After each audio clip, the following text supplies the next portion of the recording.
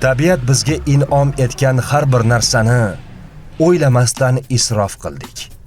Chek-chegarasiz ehtiyojlarimiz oqibatida hayotimiz tobora qorong'u osmon ostida qolmoqda. Bu xatolar uchun kelajak avlod hayoti va sog'ligi bilan badal to'lashi mumkin. Lekin hali vaqt bor. Musaffo osmon va yashillikka burkangan tabiatni asrab qolish o'z qo'limizda.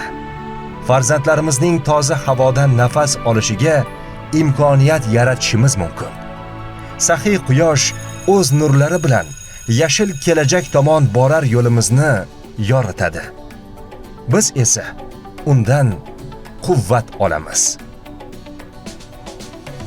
Shunday ekan, siz ham vaqtni qo'ldan boy bermang. Yashil energiya bilan kelajak tomon qadam tashlang. Yashil energiya, sog'lom hayot, toza havo asosi.